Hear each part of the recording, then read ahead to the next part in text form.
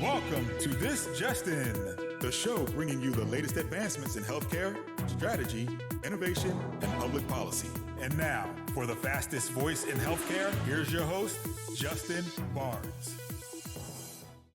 Welcome back to This Just In Radio Show, broadcasting live from Health 2025 in sunny Las Vegas. I'm very excited to introduce my next guest and good friend, Michael Silverstein, Managing Partner of Healthcare and Life Sciences, DRI. Welcome back to the show, my good friend. Hey, thank you, Justin. Good to see you. It's good to see you. So first of all, tell me about the show. It's been a good couple days for you here? It's been a really good couple days, other than a bout of food poisoning when I got here.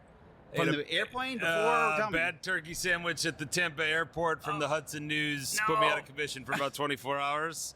But dude, that's brutal. Got an IV upstairs. Yeah, good. It was the least interesting story that they've heard. And then, but back at it. And lots and lots of meetings, lots of get together with good friends. And absolutely. It seems like there's a good buzz in the air. There is. This is actually an electric show. Every year it gets a little bit better. High quality people. I love it here. I wouldn't miss it at this point. So starting off, what's some of the fun, great progress that you're seeing across the industry that you don't talk about?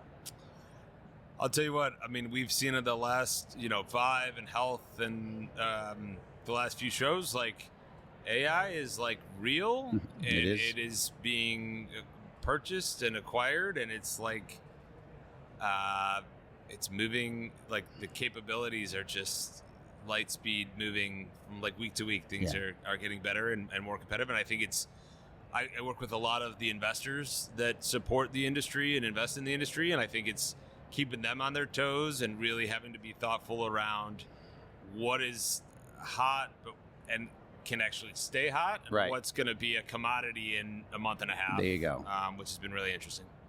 Yeah, I mean, I did a live broadcast out of Atlanta last week for the Georgia HIMSS annual conference, and the resounding theme was, is all CIOs that I had on the show in the program, and the resounding topic and conversation was where they're deploying AI and how it's making tangible difference in their healthcare system. And one of them, I mean, they're throwing out numbers of, say, maybe $5 million, $8 million, $10 million on just in the revenue cycle side, never mind on the care strategy side. Mm-hmm. So lots of opportunity, but it's not just about talk and hype. This is about rubber meeting the road, making tangible difference in health systems. And obviously we want to see them on the practice side as well. Most of my guests and listeners are usually upmarket in the health systems, but certainly these are benefits that can be seen at the practice level and the clinic level for sure. So, I love to hear it. And I actually had Rasu on yesterday and what they're doing with Advocate and the demonstrable differences that AI is making, not only on their financial side, but certainly in their care strategy, giving patients the care that the attention, the care that they need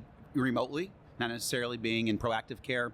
So it's establishing, there's some cool pieces there that I'll probably bring up later on in our talk as well to keep an eye out for. But from your perspective, what healthcare, digital health trends are you seeing out there? Obviously, you mentioned AI and some of the progress there, but what else are you seeing out there that excites you? I think what we're really seeing is like the structural labor shortage, technology is, I think investors have gotten behind technology around workforce. The conversations I've had in the last 2 days, workforce has come up in almost all of them. And workforce was something that would seem pretty settled in the hospital space 5 years ago. And I think the fact that, every health system in the country can't hire enough nurses and their margins are just totally crushed, where can they move roles and processes into using tech? How can they avoid spending money with staffing agencies and overtime and things like that, while not reducing quality of care? And I think there's been an emphasis on not just supplementing that, but the other two things that I see are keeping clinicians working at top of license.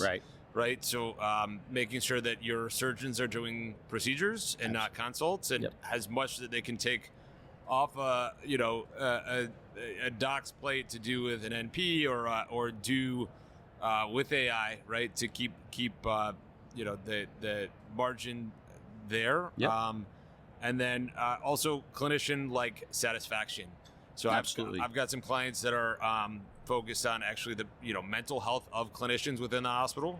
That are doing some really cool things. How to clinician safety. I've got a couple clients that are doing some really innovative things around how to prevent like actually patient on clinician violence in the hospital, which is growing issue, absolutely. And the these guys are selling major health systems left and right and really fast because it's a top 2-3 issue for the CEOs of these big health systems. Yep. And they're not even worried about ROI. They want to just figure out something to keep your employees safe. Show the workforce that they're looking out for them. So those are things I'm seeing. Wow, I love that. So you're heavily on the workforce side. So even from your perspective, first of all, what's your goal for attending Health and Vive and HIMSS and all those good shows? What's your main goal there? And then I have follow up now. Look, I go to all these shows for many, many years because I got to show the people that are in this industry that I'm part of the industry. Absolutely. I think you're critical to our industry. Oh man, thank you. But part of my sauce is really, look, I got to understand,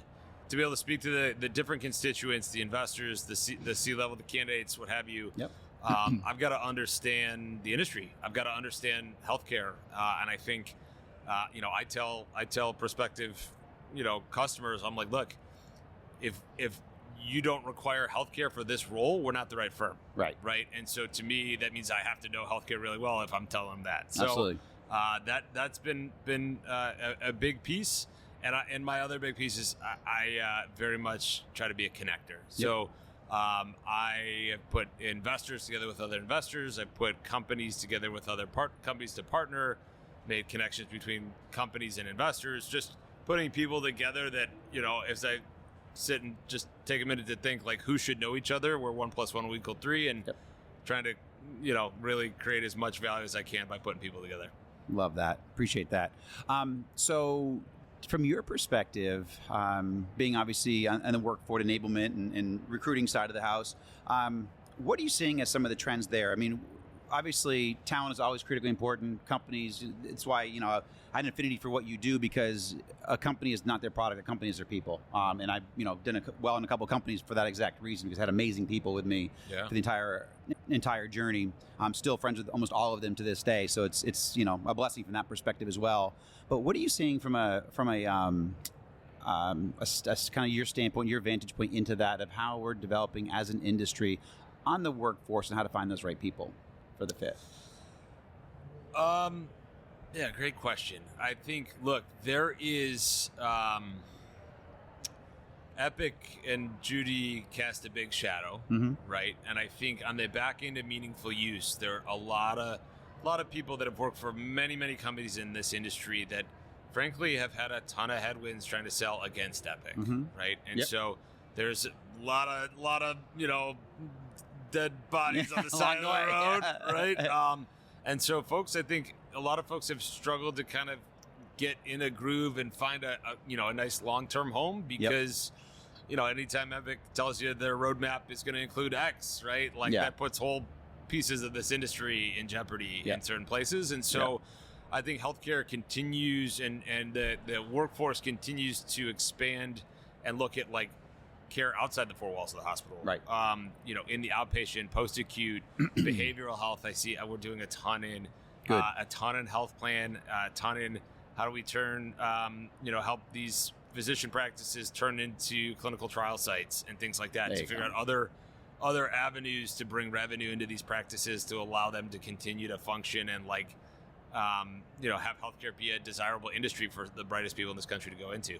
So, that I think technology is helping to enable some of that, and the real adoption of AI to actually improve margin, save time, save expense. I think that's how we get our way out of what is a really precarious time, because the cost of healthcare continues to go up so much. It does. There's not enough docs graduating school. There's not enough, it's just, there are structural issues, and I think technology is probably the only way we're going to get out of it. So that's why this conference like this is so important. Yep. Excellent point. So what, I guess you have a good bead on the investor community, for sure. What are some of the thoughts from that perspective on innovation or even human capital, the world that you're in, and maybe those intersections? I mean, again, you have a unique perspective, so speak on their behalf a little bit, or some of the thoughts there. Yeah. Look, I think anybody that's selling anything into a health system, and if you think about the investors, where they're sitting way upstream trying to think of, okay, we're going to put a bunch of money into something, and we need that to, oftentimes using those dollars to propel the commercial activity of these companies over the next 4, 5, 6 years, right? I think the folks that have had good outcomes from an investment perspective are the ones that really lean in, both as, okay, does your technology has real use case and have real ROI and real metrics that, it can move the needle for your customers? Yep. And, look, are there some decent operators in these businesses? That's right. I think one of the biggest learnings coming out of 21 and 22 is you can't just back an operator because they have a cool piece of tech and they can't operate their way out of a paper bag. Correct. You need leaders. You need people that can rally people and can run a real business, not just keep raising money to get out of problems. There you go. Right? And I think that's the good, savvy investors in healthcare are leaning into that. Yep. And I think what I have heard is like, look, valuations are starting to get kind of silly again, and the Silicon Valley influence of looking for more unicorns with companies that have cool tech but no real revenue or customers. Like, there's still some of that influence, but the good investors that I really work closely with are the ones that lean in and hire good operators and good leaders. So, well said, my friend. In closing, any more conferences on the docket this year for you? Not for the rest of this year. Thankfully, this one, and I will be at Vive in LA, which we already said, has replaced JP Morgan on our calendar, which I'm really not sad about. As running around in the rain in San Francisco in January is really tough. It is. But, I know RSNA is a big one in November that I've been to a whole bunch of times. Chicago usually, Yeah, that's a great one. But no, I'm wrapping up my conference schedule, but look forward to Vive in February. And I know you keep everything moving and keep everybody informed on what's going on. So appreciate what you do for the industry, Justin. Thank you, brother. Yeah, I'll be at Thrive in Nashville in a couple of weeks at the Athena show, and then reInvent AWS show in Vegas, back out here in 6 weeks. But then I'm done. Until Vive, and then I'll be in LA for sure. So very good. Awesome, Michael. Thank you so much for joining us today, brother. Thank you, Justin. Thank you, appreciate you.